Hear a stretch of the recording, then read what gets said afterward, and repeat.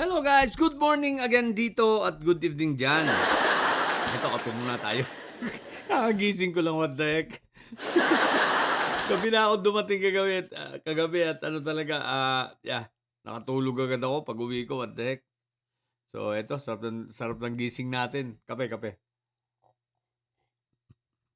Eto, pagkagising nga natin, nakinig agad ako ng mga news kasi routine ko yan, pagkagising ko, nakikinig ako ng news international tapos itong ating local nga. No, mali pala. Dito siya dahil nasa Canada ako, yung local dito is yung international diyan. At yung international diyan local dito. So anyway, kahit ano, basta 'yon. So eto, ang napanood agad natin sa news at mga nabasa natin itong sila Mike Diferensya ay kinakarma na, ayan na. So wala pa rito yung demanda nila Trillanes ito pa lang ay sinubpena pa lang sila ng NBI, moto proprio investigation ito ng NBI kasama ni Mike Diferensya, si Attorney Baluga, tsaka itong 18 mga marites. So ayan na. What the heck? So tuloy-tuloy na ito. Ang pinakamalas dito ay yung mga marites. Mamalasin talaga sila ng todo rito. Lalo na yung 6 na may kasong murder. Yung murder cases pala nila ay most of them are already in archive, Ibig sabihin nakatago na kasi nga might be sila ay dati ay hindi makita, hindi mahanap o hindi nila sinagot o kung ano pa man, di ko alam kung anong reason bakit na-archive, Pero ang importante ngayon ay nabuksan. So ibig sabihin, tatakbo ang kaso nitong archive sa tulog na yung kaso So ngayon, nabuksan, so tatakbo ulit yung kaso ng mga murder neto mga to. Ay naku po, Rudy. So tingnan natin. So maganda-ganda ito, mag-iiyakan ng mga to. So sa NBI pa lang yan, So wala pa yung sa DOJ, wala pa yung sinampa ni Sentry at wala pa rin yung, ibig sabihin nasampa na sila ng demanda ni Sentry, syempre hindi pa sila nasusupena para sagutin at wala pa rin yung kay Secretary Anyo. So anytime soon, lalabas ang mga yon para sagutin nila. At ako medyo sigurado ako na mawawarantan ito. Sigurado ako na may issuean ito ng warrant after nilang sagutin kasi bobo yung abogado nila isipin mo, abogado siguro nila dyan sa pangunguna ni Attorney Baluga. Mukhang si Attorney Baluga, attorney with rin to tablatalo.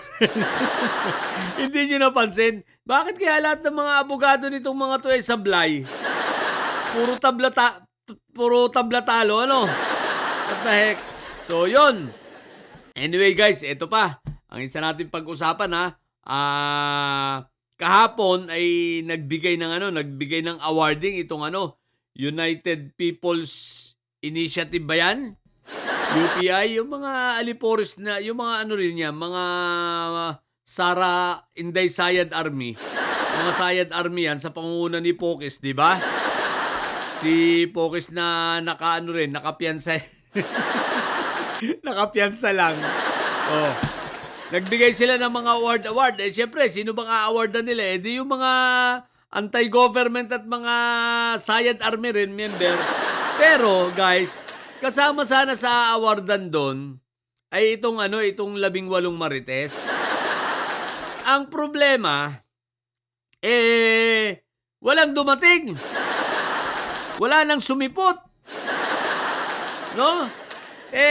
Nung prior to this event itong awarding na ito nung isang araw, 'di ba, nag-press conference na naman itong sila Mike Diferensya. 10 lang yung dumating out of 18. 10 lang yung dumating. So ibig sabihin wala na, nangurumbistin na talaga yung 8. Yung tuluyan ang hindi nagpakita, nakakailang conference sila, press con hindi nagpakita. Ngayon dito, sa awarding na ito, tuluyan ang hindi nagpakita. At ito, syempre, as usual, the same narratives ang kanilang mga palusot at ang sabi ay may banta sa buhay. Parang yung kay Gutesa lang, nang hindi na magpakita, may banta sa buhay. Kung hindi naman pala kayo bobo, sino ba magbabanta sa buhay nyo? Kayo lang naman na mapagbanta. Sino ba ang kilalang mga tumitira talaga at mga mamamatay tao? Di ba ang mga ang mga may sayad siblings? Tsaka si Fentabo yung nandun sa dahig, Tapos sasabihin nyo may banta. Paano magkakabanta yung mga yan? Ang titibay nga niyan mga yan, yung 18 magkakabanta pa, murderer nga, di ba? Hindi lang mga murderer, mga dishonorably discharged. Ibig sabihin, mga puro kalokohan ang pinagagawa sa buhay. Tsaka itsura pa lang, nakita mo na ba itsura ng mga yan? Itsura ng mga yan, hindi magpapahuli ng buhay. Diba? Kasama yan ng mga vlogger nyo na kapag may nagkagulo, wag lang magpapahara-hara, suspect agad. Diba? Guys, hindi ba ako nagtataka bakit kaya pag mga didilis ang papangit? Mga didilis, real talk lang ito ha. Bakit nga ba papangit nyo?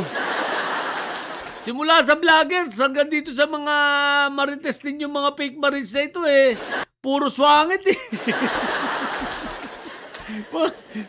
mga hindi maintindihan ng itsura, no? Hindi nyo kayain ng mga loyalista, di ba? Kahit haggard na, mukhang fresh pa rin. Diba? Kayo, all the time kahit hindi haggard, talaga mukhang haggard. Mukhang laging stress sa buhay Nakita mo ba si Mike Diferensya ngayon? Lumalaki yung bingot. Oy, shoutout kay kay Sir Nyak Mukhang si Sir Nyak kinakabahan na. Habang dumarating ang araw, sabi ni Sir Nyak, teka lang po.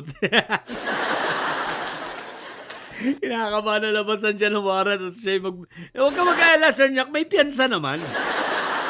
Yun nga lang, di may kaso ka. Patawa, nauubos na mga didilis. Anyari na sa inyo. Yung mga event ninyo, wala na mga pumupunta. Yung 18 Marites yun, nagtago na.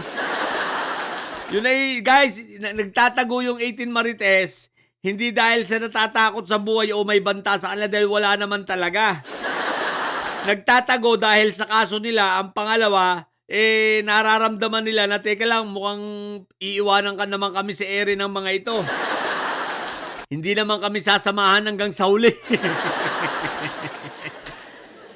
So, nagtatago na yung mga Marites.